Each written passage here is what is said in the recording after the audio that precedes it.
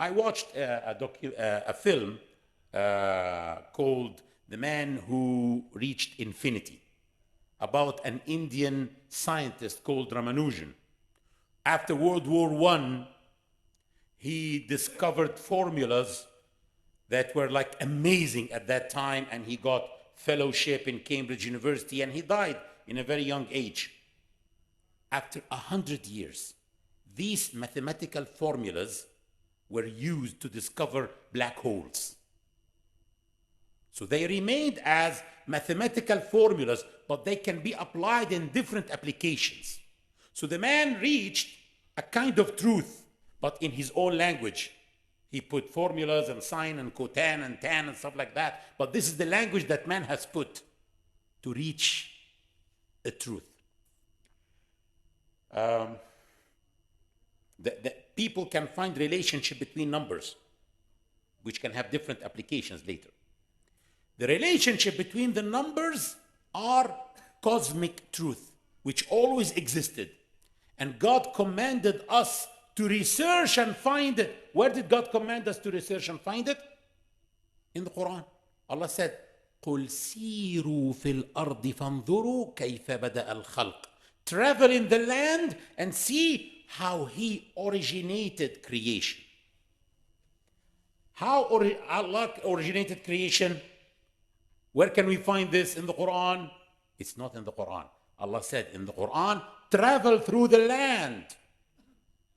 Do work, research, collect fossils, collect insects, collect leaves, and go into laboratories and research in order to find how Allah originated creation.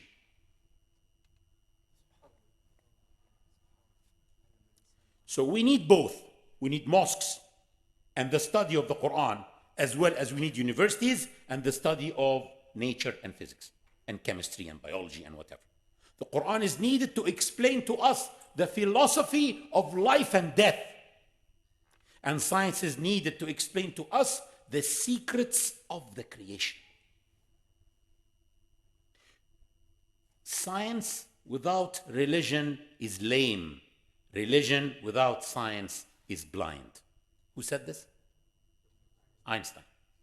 That's right. So Einstein, this great man, was not an atheist. Atheism is mental suicide. You have to toss your brain, your mind in a bin.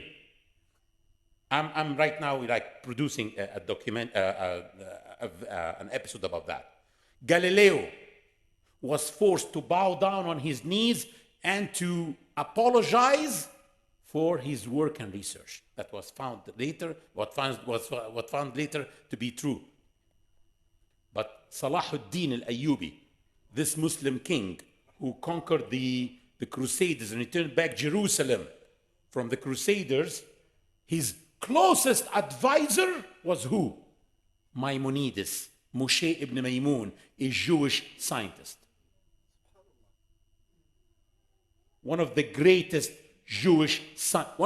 scientists of chemistry. And he was a chief rabbi who also contributed to the Talmud, by the way. He was the closest advisor to Salahuddin.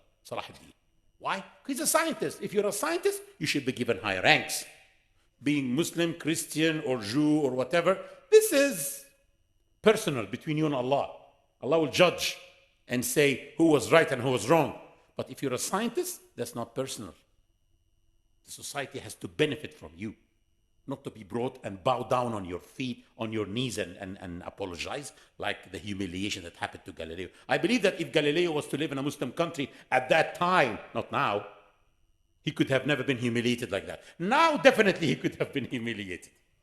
Because actually, when Muslims understood the real essence of Islam, they advanced and they became the pioneers in every branch of science.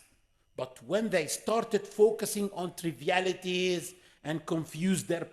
Today I attended a khutbah about...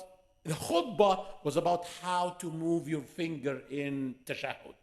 The khutbah is about that, I swear. And I have witness with me. When Muslims started to focus on these things and confuse their priorities, they became the most undeveloped people on earth. Let's now speak about the context of this verse that came 7 times. Allahu khalaqa as-samawati wal arda bil haqq.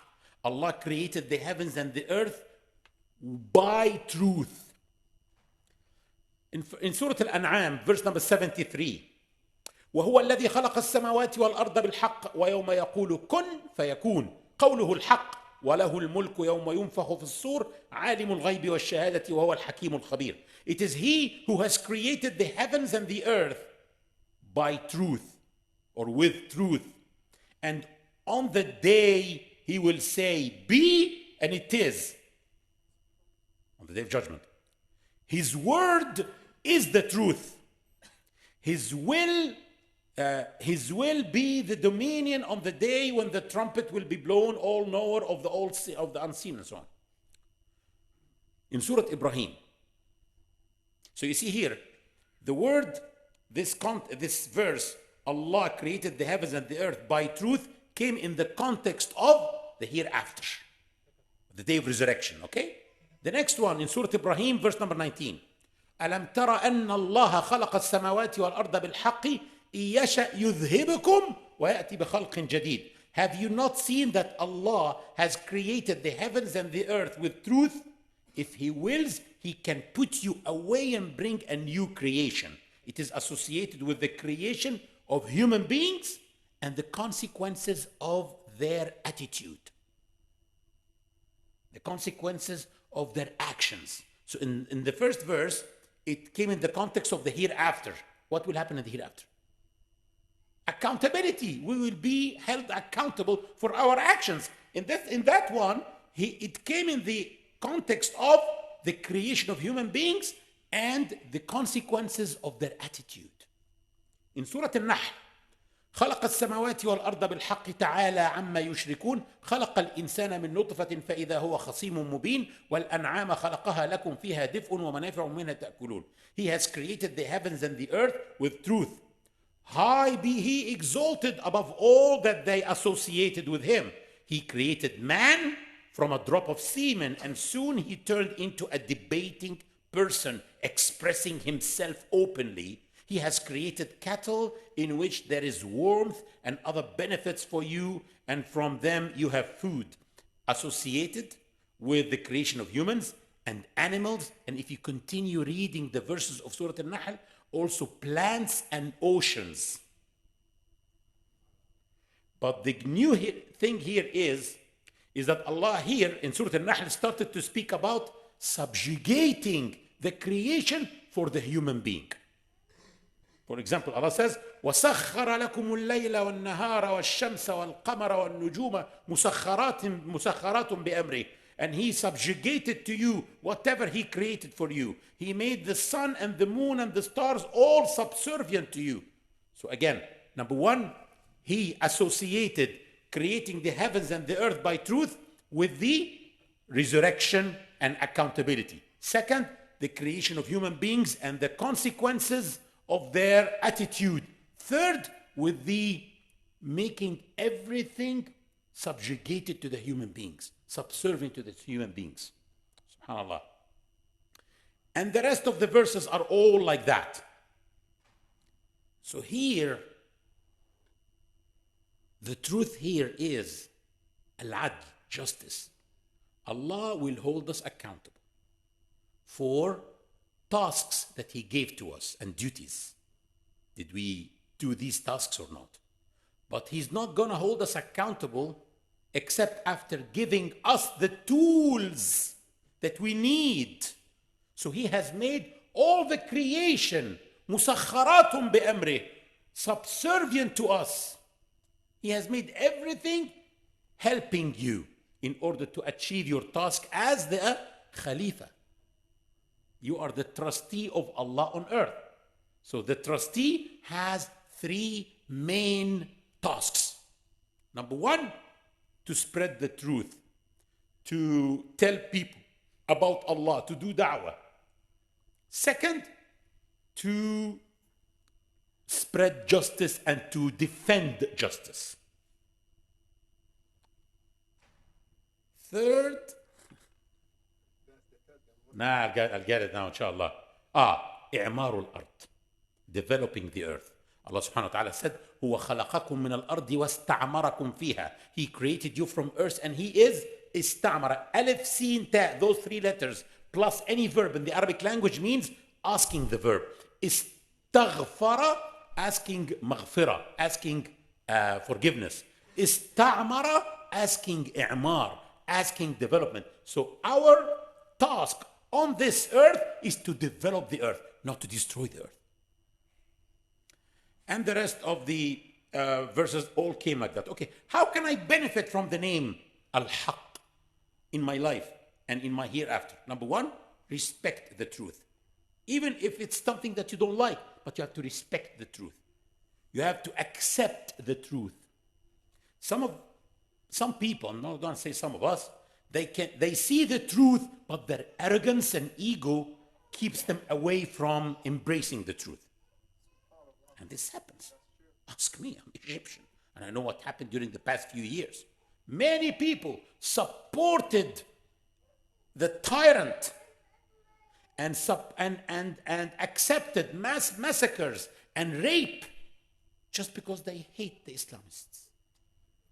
Because they hate them. This arrogance made them like accept all this tyranny because of their ego and their arrogance.